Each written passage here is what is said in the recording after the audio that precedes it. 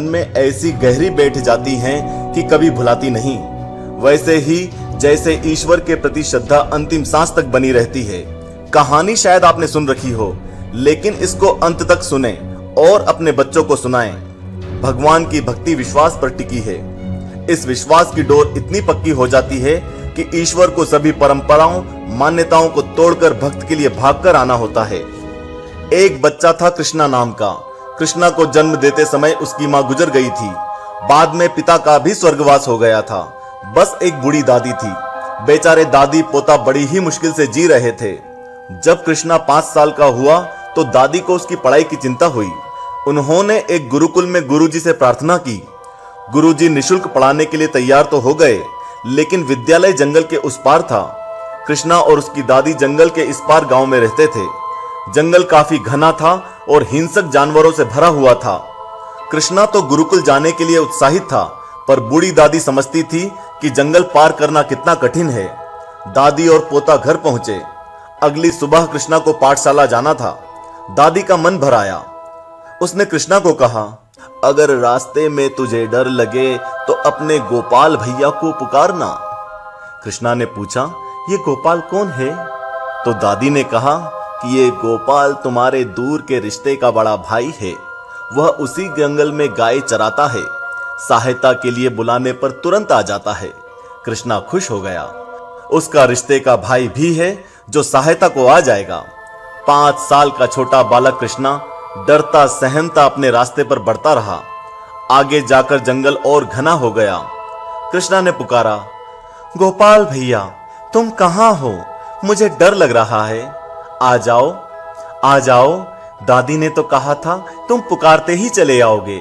नन्हे से बालक कृष्णा की आवाज में जो विश्वास था, भगवान उसकी उपेक्षा नहीं कर पाए और तत्काल चले आए। बालक कृष्णा ने देखा, दूर से एक 14-15 साल का किशोर बांसुरी बजाते हुए उसकी ओर चला आ रहा था।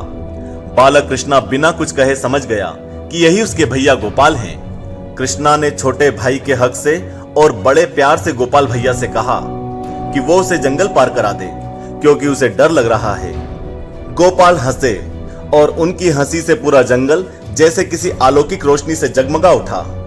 वह बोले, भैया मैं आ गया हूं, तुम्हें किसी से डरने की जरूरत नहीं है। उन्होंने कृष्णा को जंगल पार कराया। कृष्णा ने फिर बड़ी मासूमियत से कहा, आप मेरे बड़े भैया हैं। छोटे भाई की सहायता को शाम को भी आ जाना बिना पुकारे। लीलाधारी फिर मुस्कुराते हुए बोले, कृष्णा तुम अपने सारे भय त्याग दो। आज से मैं तुम्हारे साथ हूं, हमेशा तुम्हारे साथ हूं। कृष्णा खुशी खुशी विद्यालय चला गया। दिन भर पढ़ाई की। लौटकर देखा तो जंगल के रास्ते पर गोपाल भैया खड़े थे।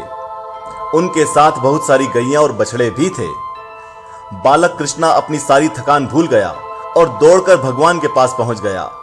रास्ते में गोपाल भैया ने उसे पीने के लिए गाय का ताजा दूध भी दिया। उधर दादी दिन भर बेचैन कृष्णा की चिंता कर रही थी। शाम को उन्होंने कृष्णा को आते देखा तो जान में जान आ गई। उन्होंने पूछा, आखिर तुम्हें जंगल में डर तो नहीं लगा कृष्णा? कृष्णा ने सारी कहानी बताई। दादी को लगा किसी चरवाहे ने कृष्णा को जंगल पार करा दिया होगा। वह तो सोच भी नहीं सकती थी स्वयं लीलाधारी भगवान श्री कृष्ण ही प्रकट हो गए थे।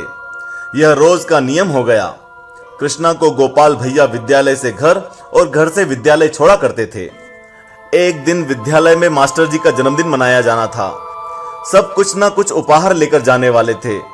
कृष्णा ने दादी से भी कुछ मांगा गुरुजी को देने के लिए।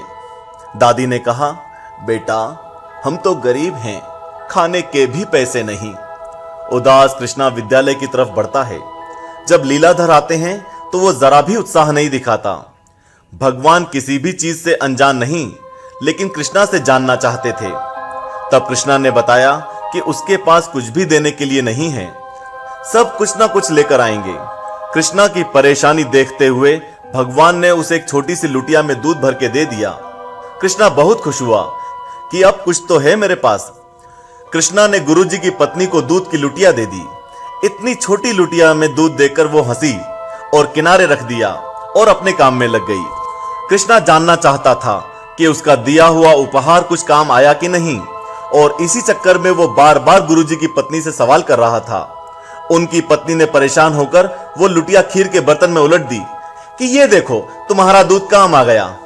लेकिन ये क्या, लुटिया में भरा हुआ दूध खाली ही नहीं हो रहा था। गुरु पत्नी ने घबराहट में चीखकर गुरुजी को बुलाया। वह अपने सभी शिष्यों के साथ आए। उसे बार बार अलग अलग बर्तनों में उड़ेला जाता, पर वह खाली ही नहीं होती। उसके दूध से एक के बाद एक बहुत सारे बर्तन भर गए। अब तो बर्तन बचे भी नहीं थे। गुरुजी ने कृष्णा से इसके बारे में पूछा तो उसने गोपाल भैया की सारी कथा विस्तार कहकर सुना दी। गुरुजी ज्ञानी पुरुष थे। वह तुरंत समझ गए कि यह लीलाधारी की लीला है। उन्होंने तुरंत कृष्णा के चरण पकड़ लिए और भगवान के दर्शन की इच्छा जाहिर की। अब भगवान तो भक्त को ही दर्शन दे सकते हैं, इसलिए उन्होंने दर्शन के बदले एक रोशनी से अपनी उपस्थिति दे दी। ज्योति रूप दर्शन से ही गुरुजी खुश हो गए। तो देखा अपने विश्वास की ताकत। अपने बच्चों को ऐसी कहानियां जरूर सुनाएं, इसके कई फायदे हैं। ईश्वर में आस्था बनी रहेगी तो शास्त्रों से जुड़ा रहेगा और संस्कारों से परिचित होगा। जाहिर है इस तरह वह माता पिता, गुरुजनों, बड़े बुजुर्गों को सम्मान देने वाला एक आदर्शकारी संतान सिद्ध होगा। तो आपको भी गर्व होगा। आस्तिक परिवार की यही कोशिश है कि हर इंसान भगवान के प्रति विश्वास पा सके और अपना जीवन सकुशल बना सके। यदि वीडियो पसंद आया हो तो लाइक का बटन दबाना ना भूलें और कमेंट बॉक्स में जय श्री कृष्ण जरूर लिखें।